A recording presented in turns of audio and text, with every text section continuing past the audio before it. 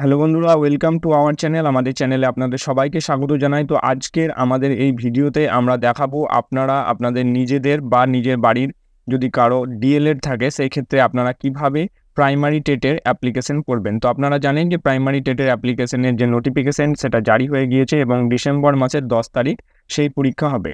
তো সেই টেট পরীক্ষার জন্য আপনারা কিভাবে অ্যাপ্লিকেশন করবেন নিজের মোবাইল বা ল্যাপটপের সাহায্যে, সেটাই এই ভিডিওর মাধ্যমে আপনারা জানতে পারবেন। তো সর্বপ্রথম আপনাদেরকে এই ওয়েবসাইটে চলে আসতে হবে। ওয়েবসাইটের যে লিঙ্ক সেটা আশা করি সবাই জানেন। যদি না জেনে থাকেন তো ভিডিও ডেসক্রিপশনে দেওয়া থাকবে, সেখানে ক্লিক করেও আসতে পারেন, অথবা আপনি গুগলে গিয়ে যদি লেখেন ওয়েস্ট বেঙ্গল প্রাইমারি টেট তাহলে কিন্তু এই ওয়েবসাইটে চলে আসবেন। তো এই ওয়েবসাইটে আসার পর দেখুন এখানে একটা অপশন আছে ইম্পর্টেন্ট লিঙ্ক বলে, এই লিঙ্কসে ক্লিক করবেন আপনারা। ইম্পর্টেন্ট লিঙ্কসে যখনই ক্লিক করবেন তখন আপনাদের এখানে দেখুন প্রথমে চলে আসছে নিউ বলে, online application for teacher eligibility test 2023 TET. তো এটাতে যখনই আপনারা এবার ক্লিক করবেন তো এখান থেকে বিভিন্ন অপশন আসবে। আমাদেরকে যেটাতে ক্লিক করতে হবে টেটের জন্য, এই যে বড় পাড়া নিচে দিকে দেখুন একটা অপশন আছে বড় লোগো দিয়ে, টিচার এলিজিবিলিটি টেস্ট 2023। তো জাস্ট এটাতে ক্লিক করে আপনারা এগিয়ে যাবেন। তো এখান থেকে দেখতে পাচ্ছেন সেই নোটিফিকেশনটা আপনারা ডাউনলোড করে দেখতে পারবেন, যে নোটিফিকেশনটা আগের দিন প্রকাশিত হয়েছিল, এইটা সেই নোটিফিকেশন। যদি আপনারা না জেনে থাকেন তো এটা এখান থেকে দেখতে পারবেন। আর এইখানে দেখুন গাইডলাইন আছে, online registration, application for teacher eligibility test, এছাড়া print download application, print admit download, সমস্ত কিছু এখানে দিয়ে দেওয়া হয়েছে। তো এর আগে যারা ফর্ম ফিল আপ করেছিলেন তারা তো জানেন, আর যদি না জেনে থাকেন তো ভিডিওটা দেখুন। তো তার জন্য আপনাদেরকে যেটা করতে হবে, online application for teacher eligibility test 2023 এটাতে ক্লিক করতে হবে। তো এটাতে ক্লিক করে আপনাদেরকে যেটা করতে হবে, এখানে দেখুন আপনাদের এখানে কিছু কিছু কথা বলা হয়েছে। অবশ্যই ফর্ম ফিল আপ করার আগে এইগুলো ঠিক করে রাখবেন। যেমন আপনাকে কিছু ডকুমেন্টস আছে যেটা আপনাকে 100 কেবির মধ্যে করে রাখতে হবে, জেপিইজি পিএনজির মধ্যে। এখানে কিন্তু পিডিএফ করে রাখতে বলা হয়নি, তাই আপনারা চিন্তা করবেন না, আপনাদেরকে জাস্ট জেপিইজি বা পিএনজি হিসাবে রাখতে হবে। তো কী কী দিতে হবে আপনাকে, এখানে আপনার পাসপোর্ট সাইজ কালার ফটোগ্রাফ দিতে হবে এবং আপনার সিগনেচারটাকে স্ক্যান করা সেটা দিতে হবে। আপনার যে ট্রেনিং আছে অর্থাৎ ডিএলএড যে আপনি করেছেন তো তার ফাইনাল মার্কশিট, অথবা আপনি যদি সেকেন্ড ইয়ারে পড়ছেন সেই ক্ষেত্রে আপনার পার্ট 1-এর মার্কশিট, অথবা proof of admission as per guideline TET 2023 যেমন যা চাওয়া হয়েছে। আপনারা জানেন যে যারা এবছর ভর্তি হয়েছে অর্থাৎ 2023-25 সেশনে, তারা কিন্তু এখনও যা নোটিফিকেশান সেই অনুযায়ী কিন্তু তারা ফর্ম ফিল আপ করতে পারবে না, কিন্তু যারা 22-24-এর তারা কিন্তু এটা পারবে। এছাড়া আপনাকে যেটা দিতে হবে স্ক্যান আধার কার্ডের বোথ সাইড, মনে রাখবেন এটা কিন্তু বোথ সাইড দিতে হবে, ফ্রন্ট সাইড এবং ব্যাক সাইড, এইটা কিন্তু আপনাকে সেপারেটলি বলা হয়েছে। তো আমরা এগিয়ে গিয়ে দেখব কেমনভাবে এটা চাওয়া হয়েছে। এছাড়া এখানে আপনাকে একটা নিজস্ব মোবাইল নাম্বার চাইছে, ভ্যালিড এবং ওন, যেটা আর কি অবশ্যই এটা নিজের কাছে লিখে রেখে দেবেন উইথ পাসওয়ার্ড, সঙ্গে পাসওয়ার্ড দিয়ে। আর এইখানে দেখুন আপনার মোবাইল নাম্বার চাওয়া হয়েছে, এই এমন মোবাইল নম্বর দেবেন যেন কোনোদিন আপনি এই মোবাইলটা হয়তো ইউজ করবেন সারা জীবন, হারিয়ে গেলেও আপনি সিম বার করবেন। তো এগুলো সমস্ত কিছু দেখে নেবার পর নিচে দিকে দেখুন এখানে দুটো অপশন দেওয়া হয়েছে। এখানে আপনি আপনার ইমেল আইডি দেবেন এবং এইখানে আপনি আপনার মোবাইল নাম্বারটা দেবেন। তো এখানে যখনই এই দুটো দেবেন তারপরে সেন্ড ওটিপিতে ক্লিক করবেন, তাহলে আপনার মোবাইলে ওটিপি যাবে এবং সেই ওটিপিটা দিয়ে আপনি ভেরিফাই করবেন। তো আমরা ইমেল আইডি দিচ্ছি, মোবাইল নাম্বার দিচ্ছি এবং তারপর ওটিপি সেন্ড করে ভেরিফাই করছি এবং পরবর্তী স্টেপটা দেখাচ্ছি। তো দেখুন এখানে আমি ইমেল আইডি মোবাইল নম্বর দিয়ে সেন্ড করেছিলাম, ওটিপি চলে এসেছে, ওটিপি আমি বসিয়ে দিয়েছি এবং এইবার এইখানে আমি যে সাবমিট অপশান আছে এই সাবমিট অপশানে জাস্ট ক্লিক করব, তাহলে আমি অ্যাপ্লিকেশন প্রসেসের মধ্যে চলে যাব। আচ্ছা, তো আমি অ্যাপ্লিকেশন প্রসেসের মধ্যে চলে এসেছি এবং প্রথমে আপনাকে পার্সোনাল যে ডিটেলসগুলো আছে সেটা আপনার দিতে হবে। যেমন আপনাকে আপনার নামের ফার্স্ট নেম মানে প্রথম যে নামটা আর কি সেটা দিতে হবে। যদি মিডিল নেম থাকে মানে কুমার অনেকের নাম থাকে সেক্ষেত্রে আপনি দিতে পারেন, যদি না থাকে সেক্ষেত্রে আপনাকে দিতে হবে না। এবং লাস্ট নেম আপনার যেটা আছে সেটা আপনাকে এখানে দিতে হবে। এখানে আপনার ফাদার অথবা মাদার যে কোনো একজনের গার্জেনের নামটা আপনি এখান থেকে দেবেন এবং তারপরে দেখুন এখানে আপনার ডেট অফ বার্থ চাওয়া হয়েছে, ডেট অফ বার্থটা দেবেন। আচ্ছা, এরপরে মোবাইল নাম্বার অটোমেটিক চলে আসবে, ইমেল আইডি চলে আসবে। এখান থেকে আপনি আপনার জেন্ডারটা সিলেক্ট করে নেবেন, এখানে সিলেক্ট করলেই মেল ফিমেল ট্রান্সজেন্ডার অটোমেটিক চলে আসবে। এখান থেকে আপনাকে ক্যাটাগরিটা সিলেক্ট করতে হবে এবং এইখান থেকে আপনাকে সাব ক্যাটাগরি সিলেক্ট করতে হবে। এরপর আপনাকে যে আধার নম্বর আছে সেটা আপনার এখানে বসিয়ে দিতে হবে এবং ফার্স্ট ল্যাঙ্গুয়েজ আপনাকে এখান থেকে চুজ করতে হবে। আচ্ছা, তো সাব ক্যাটাগরির মধ্যে এখানে কয়েকটা 4খানা অপশন আছে, আপনি যদি এগুলোর মধ্যে পড়েন তাহলে অবশ্যই দেবেন। ডাই ইন হারনেস যদি হয়, এক্স সার্ভিসম্যান, এক্সেমটেড ক্যাটাগরি অথবা প্যারা টিচার, এইগুলোর মধ্যে আপনি যদি কিছু হন সেক্ষেত্রে আপনি এখান থেকে দিতে পারেন। আর তারপরে ডিএসসি ডিফারেন্টলি অ্যাবেল যদি হন সেক্ষেত্রে আপনি ইয়েস, আদারওয়াইজ নো করে দিয়ে এগিয়ে যাবেন। আচ্ছা, এরপর নিচের দিকে একটু স্ক্রল করবেন।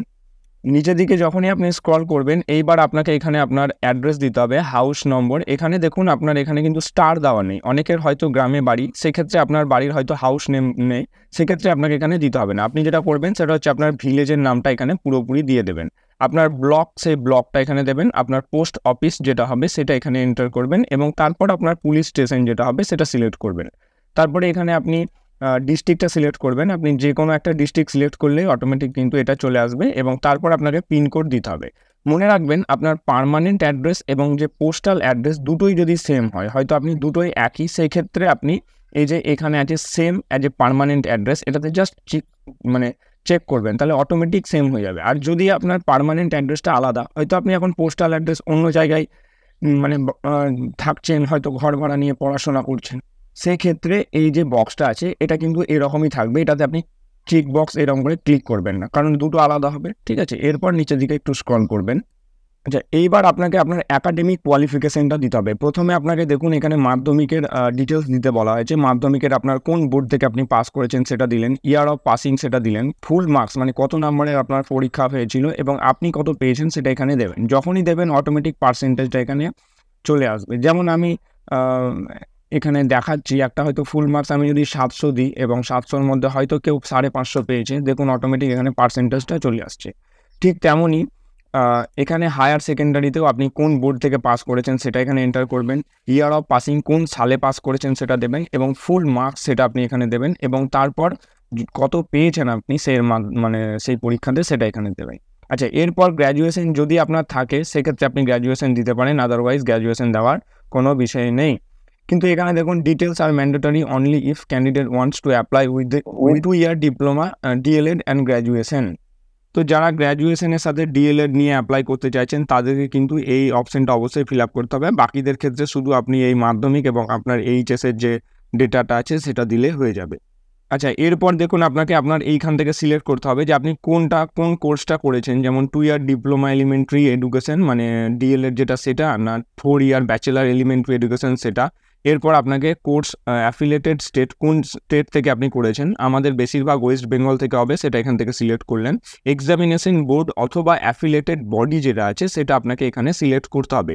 তো আপনারা যেটা করবেন, আপনাদের যে সার্টিফিকেট আছে সেখানে দেখবেন এক্সামিনেশন বডি দেওয়া আছে, সেই এক্সামিন বডির নামটা অথবা অ্যাফিলিয়েটেড বডি অ্যাফিলিয়েটিং বডি যেটা সেটা আছে সেটা দেবেন এবং আপনি এখান থেকে সিজনটা সিলেক্ট করে নেবেন এবং পাস না অ্যাপিয়ার এখান থেকে পেয়ে যাবেন। তো যদি পাস হন তাহলে অটোমেটিক আপনাকে কোন সালে পাস করেছেন সেটা এখান থেকে দিতে হবে। এরপর আপনাকে কি কি ডকুমেন্টস আপলোড করতে হবে এটা একটু দেখে নিন। এখানে যেমন আপনাকে আপনার ফটো দিতে হবে, আপনার সিগনেচারটা দিতে হবে। আচ্ছা, ট্রেনিং ডকুমেন্ট আপনাকে এখান থেকে দিতে হবে। ট্রেনিং ডকুমেন্ট হিসাবে কি কি দিতে পারবেন এখানে লেখা আছে, যেমন ট্রেনিং ডকুমেন্ট হিসাবে আপনি আপনার ফাইনাল মার্কশিট, যাদের পুরো ডিএলএড কমপ্লিট হয়ে গিয়েছে তারা ফাইনাল মার্কশিট দিতে পারবে। যারা এবছর ফাইনাল সেমে আছে সেই ক্ষেত্রে আপনারা শুধুমাত্র পার্ট 1-এর মার্কশিট দেবেন এবং অথবা রেজিস্ট্রেশন সার্টিফিকেট অথবা আপনি অ্যাডমিশন প্রুফ অফ ট্রেনিং কোয়ালিফিকেশনটাও দিতে পারেন। আচ্ছা, এছাড়া আপনার আধার কার্ডের ফ্রন্ট সাইজ আপনাকে আলাদা করে দিতে হবে এবং আধার কার্ডের ব্যাক সাইডও আপনাকে আলাদা করে দিতে হবে। তো তারপরে আপনি এখান থেকে প্রিভিউ করবেন। তো আমরা সমস্ত বিষয়টা দেখাচ্ছি, আগে ফিল আপটা করি তারপর। আচ্ছা, এখানে একটা ইম্পর্টেন্ট কথা আমি বলে দিই যে ক্যান্ডিডেটদের ফটো এবং সিগনেচার যেটা আছে সেটা কিন্তু আপনাকে 5 থেকে 100 কেবির মধ্যে আপলোড করতে হবে। কিন্তু এখানে কিছু কিছু যে ডকুমেন্টসগুলো চাওয়া হয়েছে, যেমন আপনার ট্রেনিং ডকুমেন্ট এবং আধার কার্ড, সেই ডকুমেন্টটা কিন্তু আপনি এখানে 1 MBর মধ্যে আপলোড করতে পারেন এবং সেখানে কিন্তু পিডিএফও করা যাবে। কারণ আমি প্রথমে বলেছিলাম যে পিডিএফ করা যাবে না এবং সেটা লেখা ছিল না, এখন হয়তো আমারই ভুল কিংবা যাই হোক। তো আপনি আপনার যে ডকুমেন্ট আছে মানে ট্রেনিংয়ের ডকুমেন্ট, সেইটা কিন্তু আপনি পিডিএফ আকারে আপলোড করতে পারেন, কিন্তু সেটা মনে রাখবেন 1 MBর মধ্যে হতে হবে। এছাড়া আধার কার্ড যেটা আছে সেটাও কিন্তু আপনি পিডিএফ আকারে করতে পারেন, 1 MBর মধ্যে হতে হবে। তো এগুলো সমস্ত কিছু আপলোড করার পর প্রিভিউ অপশানে ক্লিক করব। আচ্ছা, প্রিভিউ অপশানে ক্লিক করার পর আপনাদের এখানে ডিসক্লেমার আসবে। তার আগে বলবো সমস্ত কিছু একবার দেখে নেবেন যেন কোনো রকম কিছু ভুল না থাকে, আর যদি ভুল থাকে সেই ক্ষেত্রে আপনারা এখান থেকে এডিট অপশানটা পেয়ে যাচ্ছেন। এই এডিট অপশানে আপনারা ক্লিক করে আপনারা এডিট করতে পারেন। তো সমস্ত কিছু যদি ঠিক থাকে তো এই ডিসক্লেমারে চেকবক্সে ক্লিক করবেন এবং সাবমিট অ্যান্ড পে অপশানে ক্লিক করে পেমেন্টে এগিয়ে যাবেন। আচ্ছা, তো এখানে এবার আপনাকে পেমেন্টের জন্য বলা হচ্ছে সমস্ত কিছু দেখে নেবেন ঠিক আছে নাকি, মোবাইল নাম্বার, ইমেল আইডি এবং অ্যামাউন্টটা মনে রাখবেন আপনারা, যে যদি আপনি জেনারেল হন সেই ক্ষেত্রে 500 টাকা লাগবে, যদি আপনি ওবিসি এ অথবা ওবিসি বি হন সেই ক্ষেত্রে 400 টাকা লাগবে, এবং আপনি যদি এসসি এসটি ডিফারেন্টলি অ্যাবেলড ক্যাটাগরির মধ্যে হন অথবা এক্সেমটেড ক্যাটাগরি সেক্ষেত্রে আপনার 250 টাকা লাগবে। তো আপনি এবার পেমেন্ট অপশানে মেক পেমেন্টে ক্লিক করে পেমেন্টটা করে দেবেন। আচ্ছা, তো পেমেন্ট আপনি এখান থেকে অনেক অপশান আছে, net banking, UPI, QR code, অর্থাৎ আপনি যদি ফোনপে থেকে পেমেন্ট করতে চান তাহলে নিচে দেখুন কিউআর কোড আছে, এই কিউআর কোডে সিলেক্ট করে আপনি আপনার ফোনপে বা গুগল পে থেকে পেমেন্ট করতে পারেন। তো আমরা পেমেন্টটা করছি এবং তারপরে আবার আপনাদেরকে দেখাচ্ছি। আচ্ছা, তো আমাদের পেমেন্ট এখানে সাকসেস হয়ে গেছে, রেজিস্ট্রেশন নাম্বার চলে এসছে, ট্রানজ্যাকশন ডেট চলে এসছে, অ্যাপ্লিকেশন মানে অ্যামাউন্ট যেটা আর কি অ্যাপ্লিকেশন ফি সেটা চলে এসছে। আপনারা এখান থেকে ডাউনলোড অ্যান্ড প্রিন্ট করে নিজেদের কাছে রেজিস্ট্রেশনটা রেখে দিতে পারেন। এছাড়া আপনারা গো টু হোম পেজ যেটা আছে সেটাতে ক্লিক করে আপনারা হোম পেজে যেতে পারেন।